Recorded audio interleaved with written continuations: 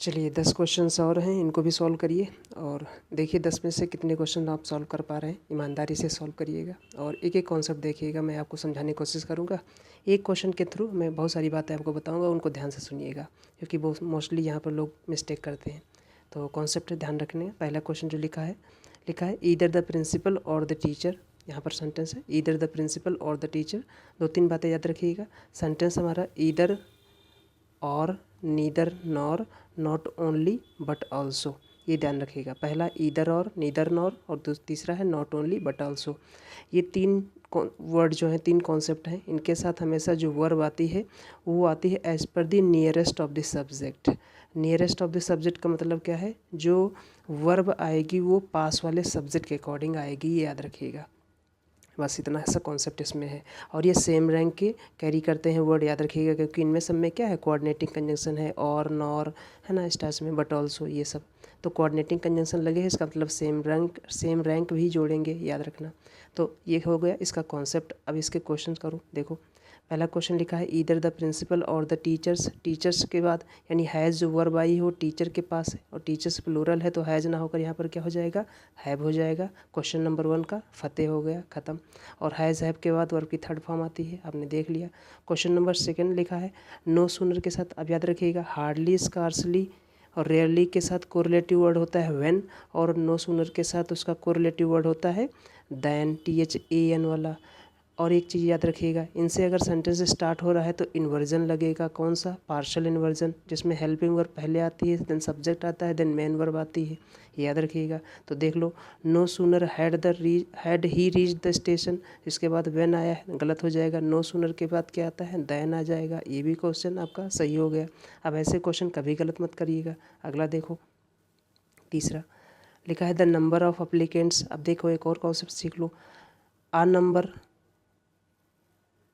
A large number, ये सब concept याद रखिएगा। आ नंबर हो या अ लार्ज नंबर हो, इसके बाद ऑफ लगे और इसके बाद नाउन जो आएगा वो प्लूरल आएगा, देन वर्ब जो आएगी वो प्लूरल आएगी। फिर से ध्यान रखना, आ नंबर के केस में वर्ब जो आती है प्लूरल आती है, लेकिन द नंबर या द टोटल नंबर के केस में नाउन तो प्लूरल आएगा बट वर्ब सिंगुलर आएगी, क्योंकि द नंबर टोटल को रिप्रेजेंट करता है, आ नंबर वो नंबर को रिप्रेजेंट करता है, ध्यान रखिएगा, न्यूमरस को रिप्रेजेंट करता है।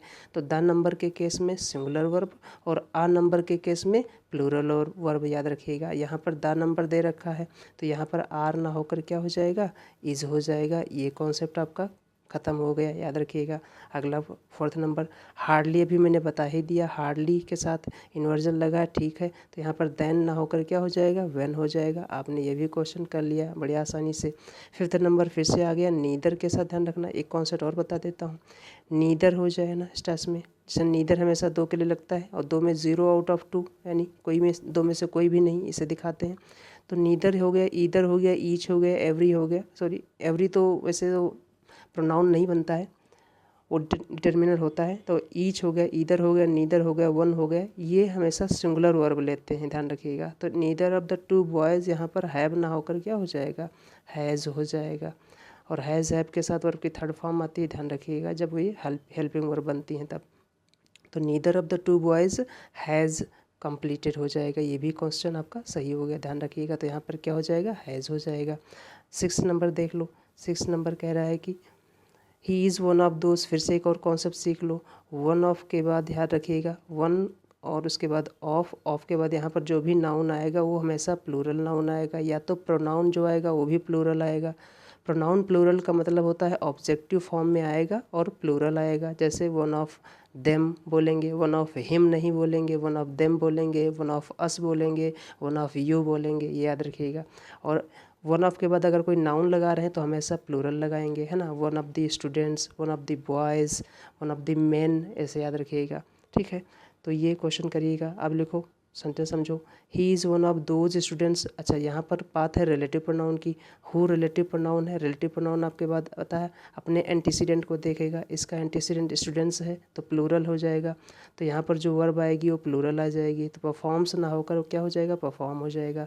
किसी भी वर्ब के लास्ट में अगर एस लगा है बेस फॉर्म में तो वो सिंगुलर वर्ब होती है, एस हटा दो, एस हटा दो तो वो प्लूरल वर्ब हो जाती है। तो यहाँ पर परफॉर्म हो जाएगा, परफॉर्म्स नहीं, परफॉर्म्स सिंगुलर वर्ब है, परफॉर्म प्लूरल वर्ब है, हमें प्लूरल वर्ब चाहिए। कह रहा है कि उन स्टूडेंट्स में ये है जो परफॉर्म करते हैं हिज ड्यूटी सिंसियरली। यहाँ पर हिज ड्यूटी सही है, ध्यान रखिएगा। तो परफॉर्म्स ना होकर यहाँ पर परफॉर्म हो जाएगा। अगला देखो 7 नंबर क्वेश्चन। 7 नंबर लिखा है नॉट ओनली। आगे मैंने भी बताया था नॉट ओनली का concept. Not only the students but also the teacher. Not only but also के केस में जो वर्ब आती है as per the nearest of the subject आती है, याद रखिएगा। और दूसरा मैंने एक और कॉन्सेप्ट बताया था कि नॉट ओनली और but also same rank carry करते हैं। बट ऑल्सो के बाद यहाँ पर टीचर आया है तो नॉट ओनली के बाद भी यहाँ पर स्टूडेंट्स आया है, मतलब कि बट ऑल्सो के बाद अगर यहाँ नाउन आया है तो नॉट ओनली के बाद भी नाउन आया है, याद रखिएगा। ये बात हमेशा याद रखना। और दूसरा जो वर्ब आती है वो as per the nearest of the subject आती है। टीचर सिंगुलर है तो यहाँ पर वर ना होकर क्या हो जाएगा, वाज हो जाएगा। सिंपल सा कॉन्सेप्ट। आगे देखो 8 नंबर। 8 नंबर देख लो। 10 क्वेश्चन है, मैंने 10 क्वेश्चन आपको ये बताएं और 10 क्वेश्चन आप करिएगा। अब 8 नंबर में लिखा ईच आ गया, फिर सभी मैंने बताया था ईच हो गया है ना स्टार्स में।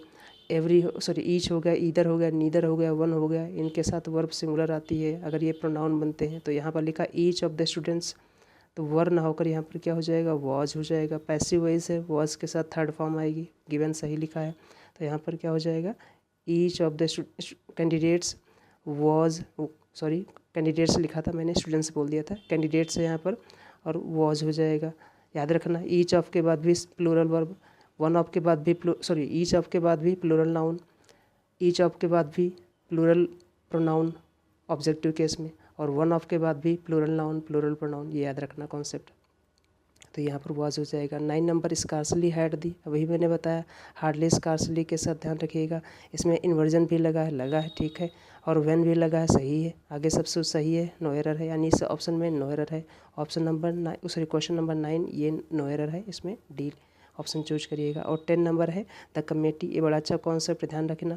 जो हमारे कंपाउंड नाउन होते हैं जैसे कि कमेटी हो गया, जूरी हो गया, अगर ये यूनानिमस भाव आ रहा है यानी कि इनमें कुछ मेंबर्स होंगे और उन मेंबर्स का सबका डिसीजन किसी एक ही पॉइंट पर आ रहा है तो वो यूनानिमस हो जाएगा, सिंगुलर हो जाएंगे। लेकिन अगर उनमें डिवीज़न आ रहा है, बिखराव हो गया, तो वो प्लूरल हो जाएंगे। कैसे पता चलेगा सिंगुलर एंड प्लूरल, तो वो सेंटेंस में पढ़ के पता चल जाएगा। The committee have given it's, यानी प्रोनाउन से हमें पता चल गया कि ये यूनानिमस है। यूनानिमस है, आगे लिखा भी है देखो यूनानिमसली, यहाँ से भी डिसीजन इंडिकेशन मिलता है। तो हमें यहाँ पर क्या करना है, कमेटी के साथ वर्ब कैसी हो जाएगी, हैज़ हो जाएगी, यानी सिंगुलर हो जाएगी। ये हमारे 10 के 10 सेंटेंस में। देखो कितने सेंटेंस आपके सही हुए, कितने गलत, आप कमेंट सेक्शन में ज़रूर बताइएगा। ठीक है, मिलते हैं नेक्स्ट वीडियो में। पढ़ते रहिए, मस्त सीखते रहिए अच्छे से। अपना जवाब कमेंट सेक्शन में लिखिएगा, कितने नंबर सही हुए, कितने क्वेश्चन सही हुए और क्या मिस्टेक आ रही है, क्या डाउट आ रहा है। मिलते हैं नेक्स्ट वीडियो में, पढ़ते रहिए।